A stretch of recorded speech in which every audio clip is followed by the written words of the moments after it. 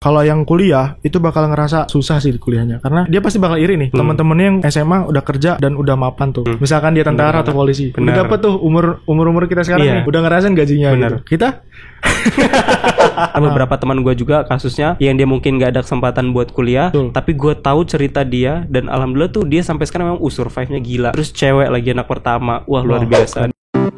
Welcome to the podcast Demon Ngobrol. Yeay, barengan mandi lagi di Demon Ngobrol. Galang di Demon Ngobrol. Wih, mantap gila. Akhirnya ya, Pak ya, setelah sekian juta tahun yang lalu ya, Bapak ini repot banget sih ya. Spesial sih sebenarnya. Jadwalnya udah terjadwal memang. Nggak bisa sembarangan gitu.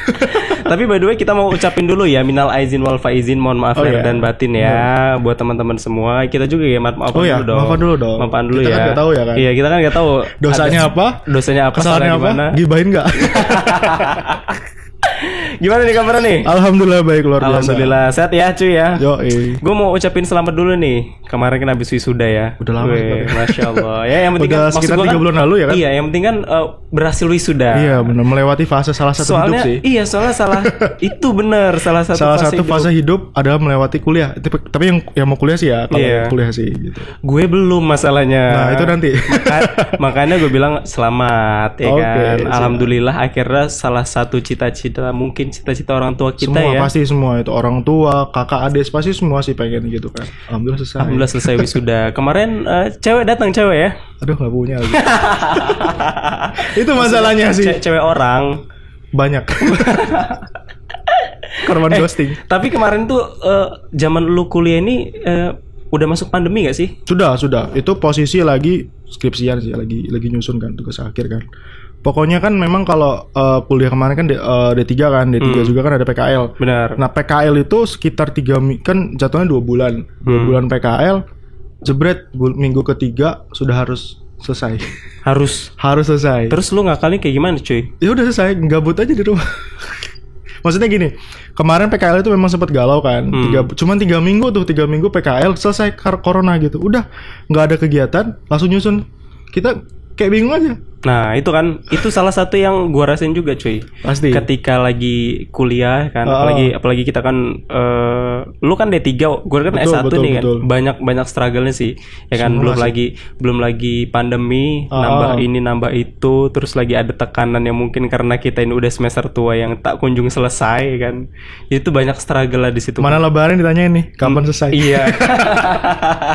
Apalagi kalau kita udah sering bawa pasangan itu kan, bawa cewek misalkan. Iya, pasti. Kapan nih mau nyusul nikah? Kapan nih? Pikir dalam hati gue kelarin aja dulu kuliahnya ya kan. Karena di masa pandemi itu menurut gue banyak nih orang-orang yang lagi struggle perkuliahannya. Benar banget. Ya kan? Semua sih, hampir semua. Karena masalahnya itu mereka tuh di semester akhir pasti ada aja cobaannya. Jangankan semester akhir, termasuk yang baru masuk cuy. Iya juga ya. Ya kan? Bayangin. Mereka nggak ngerasain PKKMB. Tuh. Apa PKKMB? Apa PKKMB? PKKMB itu apa ya? Orientasi ya, MOS ya? Kalau tempat lu ya? Kalau tempat gue itu namanya Kulta. Kulta apa tuh? Kuliah Ta'aruf. Iya kalau di UIN kayak gitu cuy. Oh gitu kalau di UIN ya. Gak merasakan namanya itu kenalan sama teman baru. Tukeran WA itu gak kenalan. Sekarang tuh langsung dapat nomor WA malah. Enak banget ya. Gila. Kalau dulu itu kita itu usaha ya kan. Bener. Usaha itu susah banget untuk mendekat, membuat suatu hubungan pertemanan supaya hangat dulu. Pasti. Baru bisa masuk. Pasti ada modusnya pasti. Nah, si goreng campur uduk. Bener. Setuju gak ada modus-modus kayak gitu? Sekarang kan susah. Tiba-tiba ngapain sih? Ini mau modusnya juga payah gak sih? Pasti. Payah itu lah. nanti kan udah ada di Zoom meeting. Pasti gitu kan jadwalnya kan? Iya bener. Yang lu rasain ketika menyusun skripsi nih, bukan skripsi siapa namanya? Sebenarnya sama sih, tugas akhir kalau dia cuman beda nama aja ya. Namanya apa aja yang lu rasain? Lu boleh lah sharing ke gua juga sebagai ya sedikit banyak pengalaman lu deh. Kalau gue bilang skripsi itu tugas akhir ya, itu tuh sama aja kayak nyiptain kue lah. Karena dibantu banyak orang sih ya. Bener. Lu nggak akan bisa ngerjain itu sendirian. Pasti butuh banyak support orang tua segala macam, itu pasti dibantu. Dan gue tuh ngerasa bersyukur juga kemarin sempat sekitar 3 bulan abis seminar itu gue tinggalin. Ngapain lo? Main. Nggak, maksudnya nggak ini aja gak, dulu ya. Iya, kita nggak ini karena ngerasa kayak ya udah selesai gitu. Karena bingung kan. Satu, wisuda di pandemi itu bingung mau ngapain. Karena cuman sebatas ngemindahin toga kan. Mindahin toga, dan itu setelah lu wisuda. Maksudnya gini, kalau masih kuliah kan status lu masih mahasiswa nih. Benar. Tapi ketika wisuda lu status pengangguran.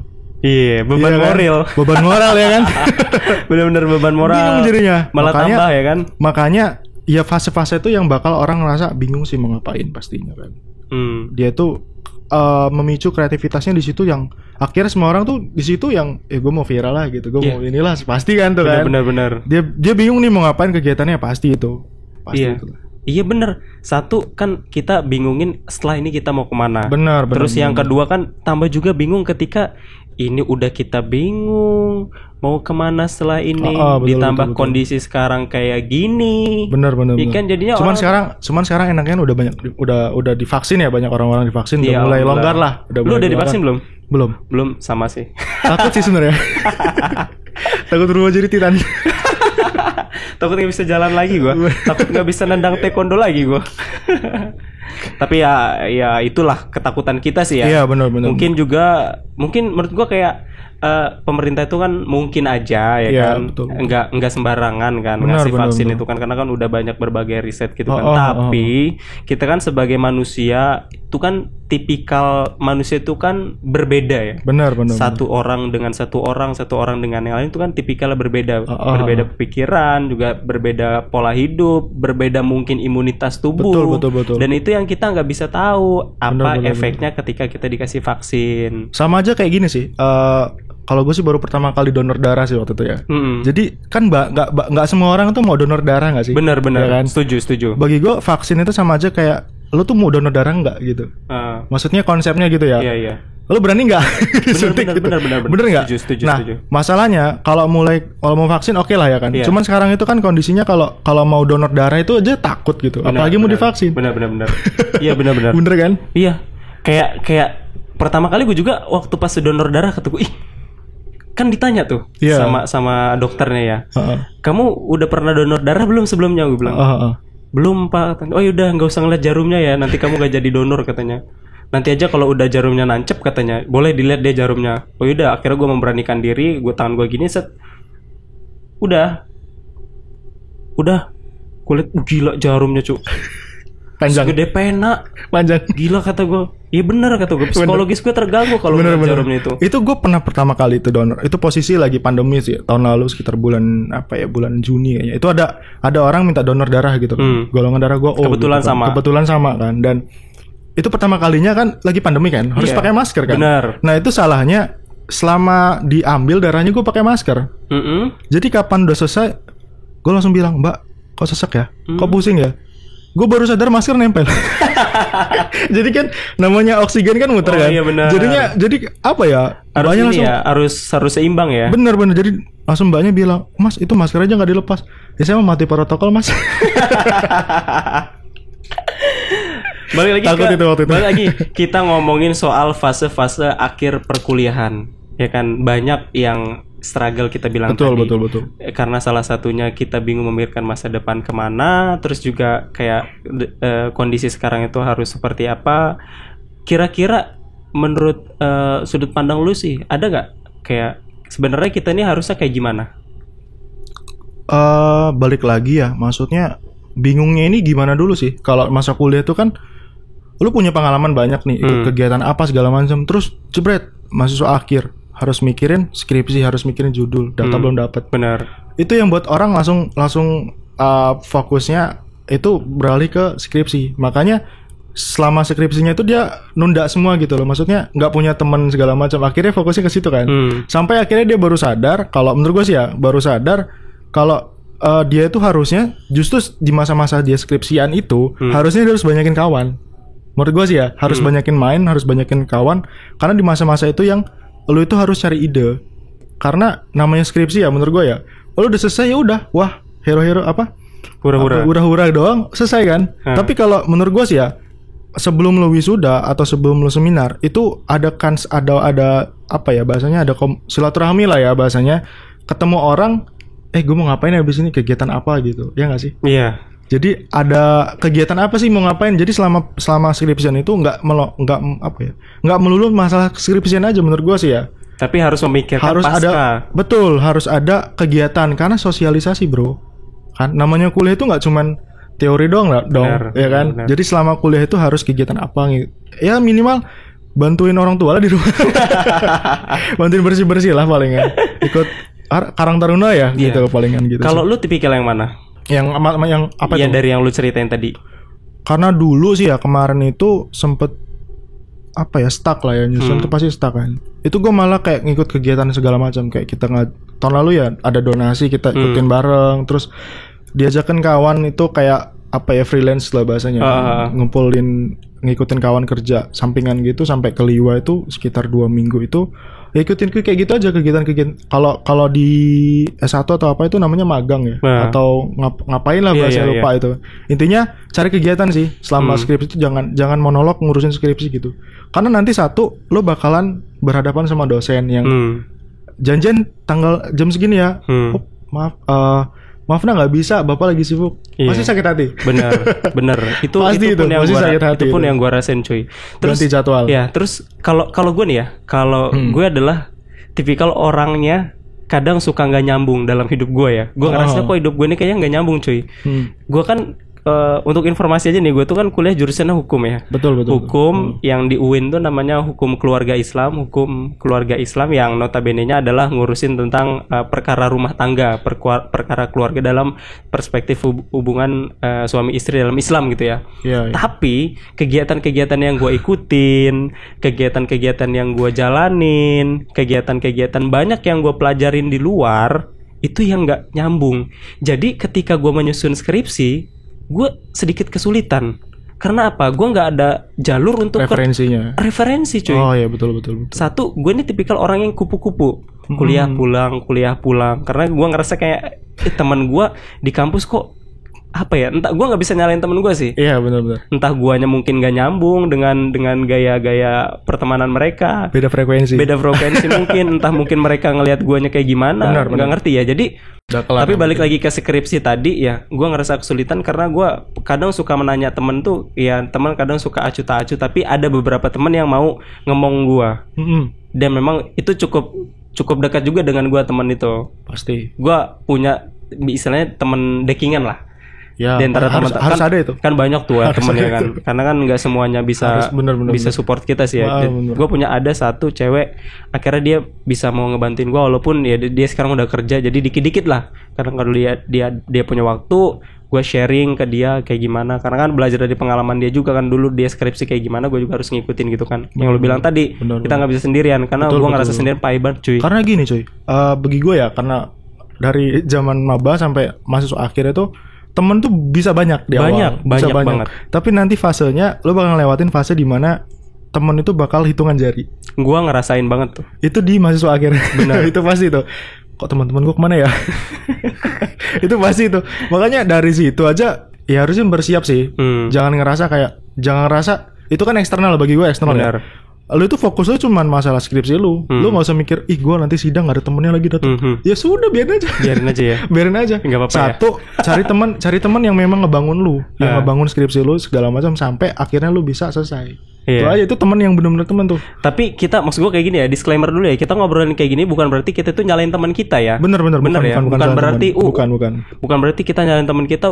Teman kita itu tipikal orang gini-gini, enggak. Bukan. Tapi kan kita ngobrol kayak gini ya, gue juga sadar gue seperti apa di luar sana. Orang-orang lain menyikapi gue seperti apa. Mungkin yang lu bilang tadi, ada beberapa teman yang nggak sefrekuensi sama gue.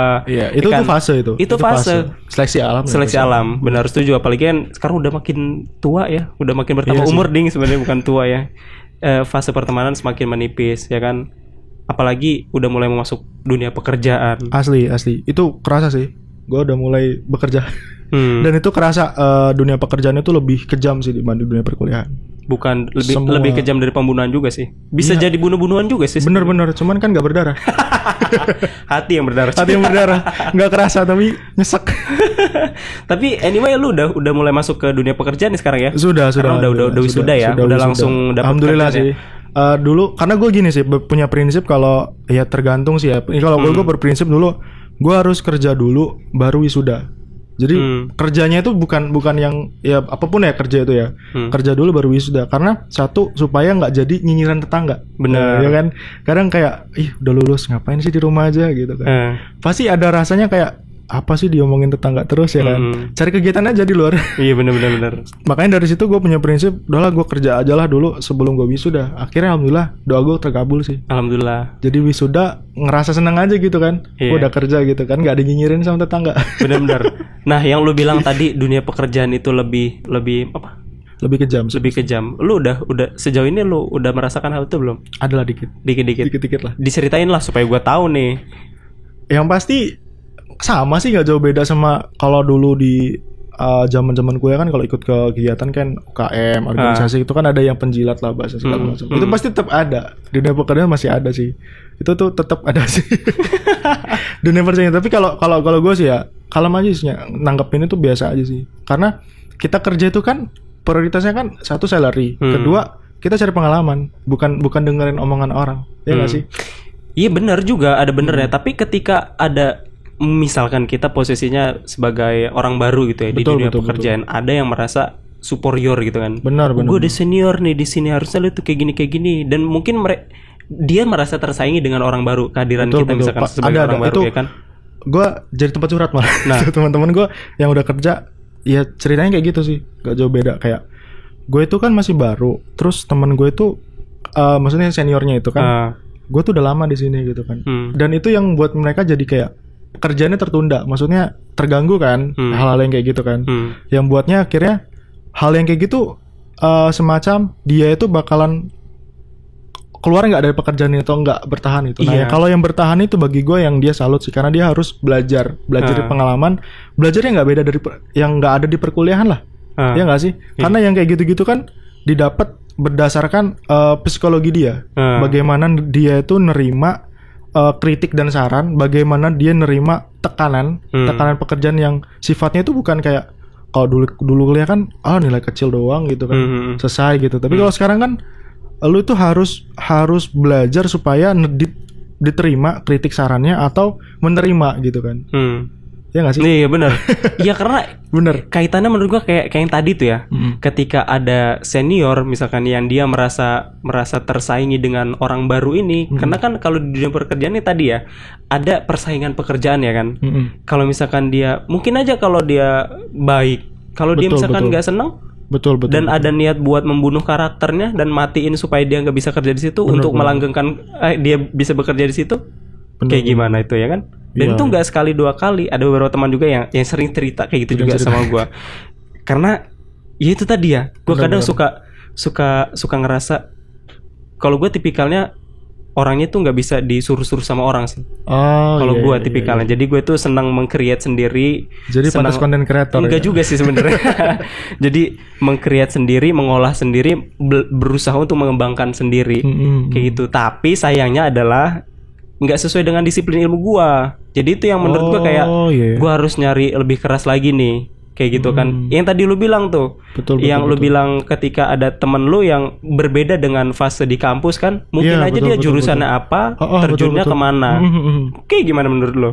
Gue sendiri bisa dibilang sama sih ya, karena gue juga nih jurusan sama kerjaan sekarang tuh hampir beda lah. Nah, gue beda tuh. Iya kan? Kalau gue ceritanya beda nih. Karena gue mikir nih, kalau kita kuliah dengan jurusan kita dan kerja dengan jurusan kita itu, satu, persaingan kita tuh yang makin banyak. Kita nggak bisa survive, kita nggak bisa cari pekerjaan yang kita tuh bakalan ketemu sama hal-hal orang baru. Nah, itu yang bagi gue tuh lo harus coba hal-hal yang kayak gitu. Kalau cuman apa ya bahasanya, kalau bekerja sesuai dengan bidang pekerjaan, oke, bagus. Cuman kan kadang ada orang yang nggak bisa. Satu, lowongan pekerjaan sedikit, apalagi di pandemi nih.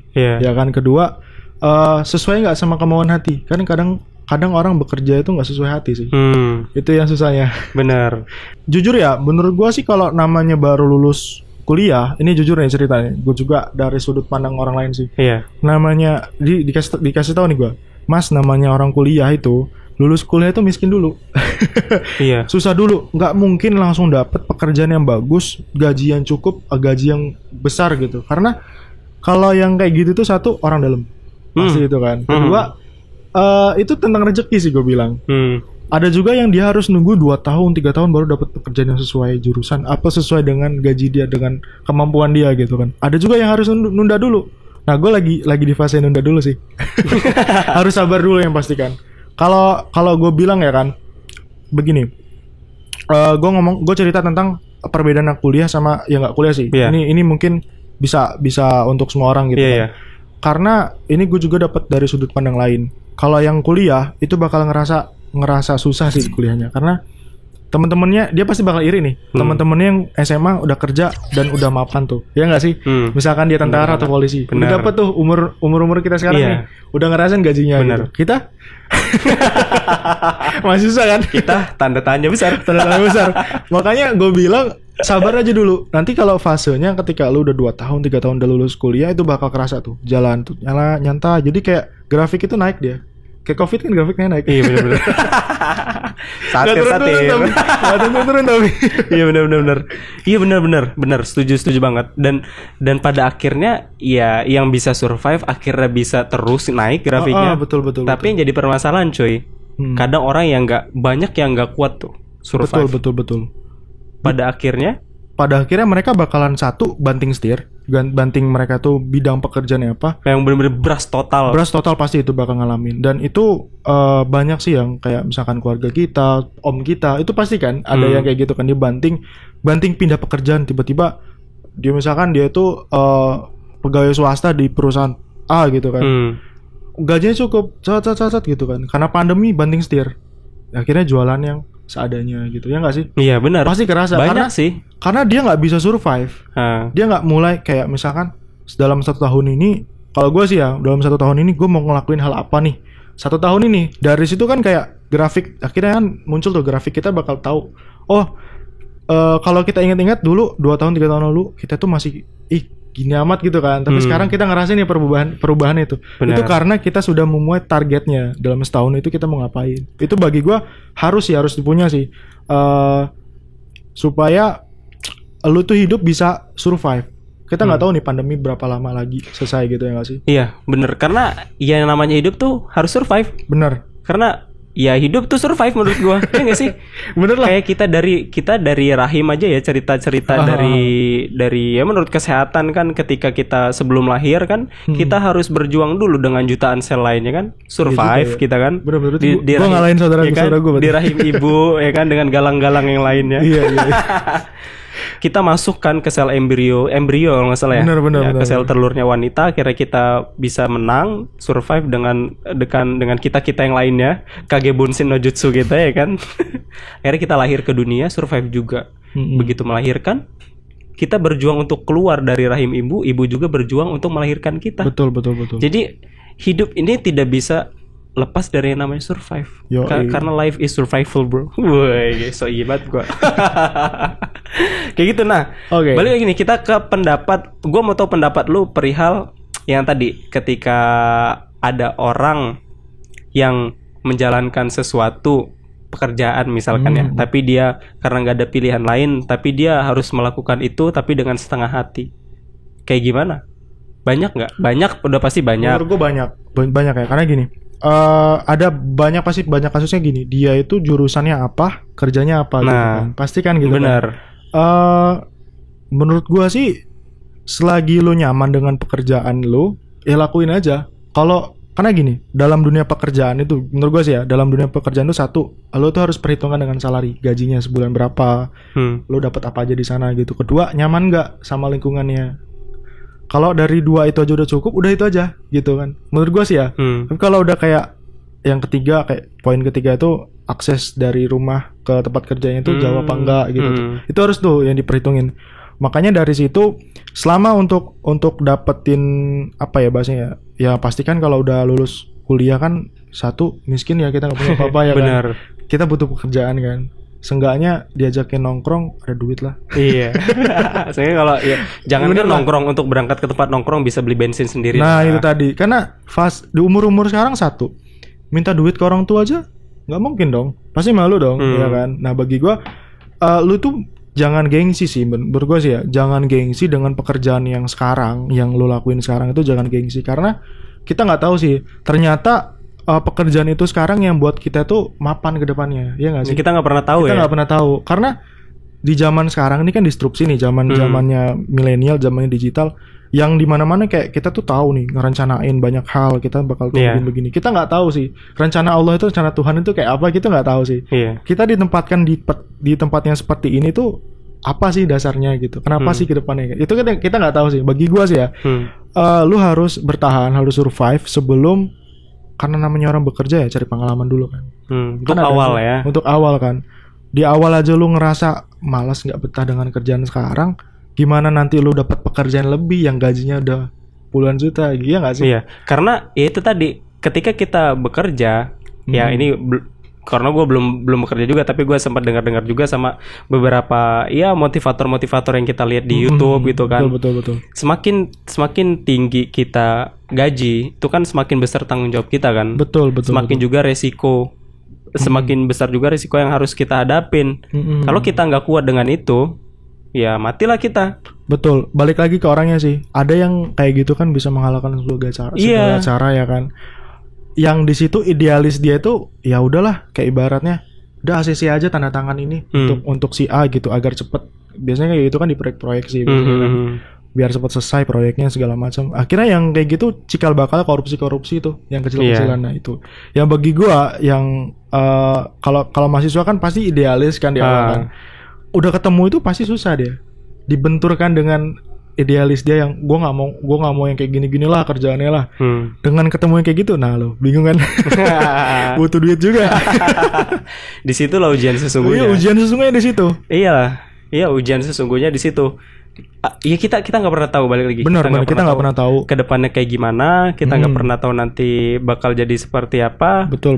Ya kan, karena yang harus kita pegang ya, menurut gue ya, yang harus kita pegang adalah itu tadi, kita harus kuat dengan apa yang udah kita pegang. Maksudnya gini, kita kalau misalkan prinsip hidup. Betul. Kalau kita udah lemah dengan prinsip hidup kita, ya bagaimana kita mau? Betul. Makanya menurut gue sih, bagi gue ya, jadi kalau gue bisa bilang itu perbedaannya orang kuliah sama gak kuliah tuh satu dari prinsip hidup, masih dari satu prinsip hidup. Dia tuh pegang prinsip hidup seperti apa gitu. Itu menurut gue sih ya. Dan kalau sudah pegang prinsip hidup, ini gak berlaku lo yang kuliah atau gak kuliah atau bekerja. Kalau lo gak bisa megang prinsip hidup lo, ya lu bakalan ngikutin arus. Iya, maksud gua kayak prinsip hidup bisa mungkin semua orang punya, tapi betul. Seberapa teguh dia punya, dia bisa megang gitu kan. Itu yang membedain ya apa ya, orang kuliah atau enggak kuliah. Tapi ada juga ya kayak orang yang enggak kuliah, dia pengalaman hidupnya udah campur aduk. Betul. Kan? Udah banyak lah gitu pengalaman hidup dia, akhirnya dia bisa megang untuk prinsip hidupnya. Gue harus kayak gini nih dan gue harus kuat. Itu ada juga, karena beberapa teman gue juga kasusnya yang dia mungkin gak ada kesempatan buat kuliah. Betul. Tapi gue tahu cerita dia, dan alhamdulillah tuh dia sampai sekarang memang survive-nya gila. Terus cewek lagi, anak pertama, luar biasa. Dan dia bisa sampai sekarang itu kayak gue proud ya sama dia ya. Dia akhirnya bisa membanggakan kedua orang tuanya tanpa harus kuliah tuh ya. Tanpa harus kuliah. Betul. Dia bisa nganyomin adik-adiknya. Dia sekarang juga udah punya properti sendiri. Luar biasa, keren banget. Gue kalau ngobrol sama dia deep banget sih. Ada tuh kawan gue. Karena gini sih bagi gue ya, setelah gue ngerasa udah selesai kuliah nih, sebenarnya bukan gelar nih ya. Menurut gue bukan gelarnya yang prestisius nih. Benar, setuju. Karena lo bilang tadi kan, lo jurusan sama yang sekarang aja beda nih kan. Bagi gue setelah kita dulu pasti ngerasa, gue pengen kuliah begini-begini. Tapi di akhirnya lu sadar, kuliah itu sebagai tempat lu cuma belajar. Setelahnya lu bakal ngadepin kehidupan yang pada akhirnya lu bakal tahu kehidupan sesungguhnya seperti apa. Dan itu nggak berlaku sama orang yang kuliahan gitu kan. Setuju, benar. Karena satu lagi yang kalau kayak lu bilang tadi adalah perbedaan yang kuliah sama nggak kuliah ya. Tadi betul. Prinsip hidup. Terus yang kedua, gue bilangnya itu daya analisis. Nah iya betul. Orang yang kuliah sama yang gak kuliah itu daya analisisnya itu menurut gue beda banget. Pasti beda. Dan gue ngerasa perbedaan gue yang SMA sama sekarang itu pasti beda. Daya analisisnya beda. Gue gak satir gak ngomongnya kayak daya analisa SMA gak begini gitu. Enggak juga. Bedanya mereka tuh nih, mereka kerja nih misalkan ya. Mereka tuh dengan keadaan itu dan mereka jadi survive-nya di dunia pekerjaan itu. Iya. Gitu. Kalau kita kan dimomong sama dosen kita ya kan, dapat studi kasusnya seperti ini, akhirnya kita bakal sadar nih. Tapi kan itu sebagai teori. Setelahnya baru kita tahu nih, oh ternyata begini ya dosen ngajarin ya. Iya. Gitu. Akhirnya kan ada yang harus kita pikirin kan. Bener. Oh, ternyata kayak gini ya. Dunia kerja susah bro. Ternyata harus kayak gini ya kan. Ternyata semua ya kan. Bener, ternyata semua. Jadi jadi kalau bisa dibilang lu dapat nilai A itu ketika dunia kerja tuh belum tentu lu bakal bisa berhasil gitu kan. Bener. Ya kayak gitu sih. Pada akhirnya juga ternyata ya kan. Ternyata kita sudah masuk ke menit yang akhir. Oh iya juga. Aduh, malah seru ya padahal. Seru padahal kalau kita ngobrolin soal struggle kayak gini ya kita obrolin. Kita apalagi ngobrolin satu pandemi, ya kan. Semua pekerjaan juga susah gitu. Terus juga yang masih kuliah juga mau ngapain ya kan. Banyak lowongan pekerjaan sedikit. Terus nih kalau yang PNS nih, mendaftar PNS juga lagi bingung nih. Lagi bukan apa enggak? Iya bener. Orang tua nyuruh udah kamu daftar PNS aja gitu. Soalnya ada beberapa menurut gua kayak daya pikir kolot ya. Benar. Yang mengharuskan definisi sukses itu harus jadi harus jadi itu. Maksudnya kayak harus jadi PNS gitu-gitu ya. Itu masih ada sih. Masih ada sekarang, enggak akan bisa berubah. Dan enggak akan bisa berubah ya. Bener. Kalau gue sih gini ya, memang orang tua gue bilang kan, udah kamu daftar PNS aja gitu kan. Cuman bagi gue tuh karena gue sekarang bidang pekerjaan kreatif, di bidang desain segala macam, di bidang konten kreator juga sih gue ngurusin di perusahaan itu, gue ngurusin jadi konten kreatornya. Bagi gue itu PNS gak PNS itu atau lolos gak lolos ya, bagi gue itu bonus sih. Bonus pada akhirnya nanti ya. Pada akhirnya. Karena bagi gue, lu bekerja itu sesuai hati nggak, sesuai dengan kemampuan lu nggak. Kalau misalkan kemampuan lu bisa ke sana, berarti memang Allah itu nakdirin, Tuhan itu menakdirkan lu tuh jalan di sana. Tapi kalau nggak ke sana, ya udah jangan stres. Karena ada banyak kasus yang dia itu nggak bisa daftar PNS, stres berkali-kali ya nggak sih? Karena sekarang zamannya cepat viral. Iya, benar. Iya benar tadi memaksakan kehendak, tapi tidak sesuai dengan kemampuan. Betul. Dia akan menghalalkan segala cara. Bener. Pada akhirnya dia gagal dan drop down segila-gilanya. Itu itu sih tadi yang gue bilang tadi. Ini gue dapat banget nih kalimat lo terakhir. Yang penting lo bekerja dengan sesuai passion lo. Iya, satu. Dan bisa ada profit ya di sana. Jadi begini. Nyaman. Gue tarik lagi. Bukan berarti lo bekerja sesuai passion ya. Nah. Satu, lu bekerja sesuai dengan kemampuan. Kemampuan. Gak mungkin kita sesuai passion. Kalau passion lu sendiri aja nggak bisa gini. Passion lu itu kalau nggak bisa menghasilkan buat apa? Gitu. Iya benar. Cari sesuatu yang memang bisa kemampuan lu dan itu kemampuan itu lu bisa menghasilkan baru. Lanjutin aja gitu. Iya benar tadi maksud gua kayak kemampuan gitu. Betul, bukan kalau takutnya passion salah tangkap aja. Iya gitu. benar. Jadi kalau lu kerja nggak mampu ngapain lu kerjain? Benar itu banget itu. Iya kan? Akhirnya ngejoki dengan orang, kita cuma numpang nama doang. Gua kerja di sini nih, tapi lu nggak ada kemampuan yang bisa lu kerjain ya kan? Lu nggak mampu. Itu pasti zaman kuliah. Iya. Tugas besar tuh.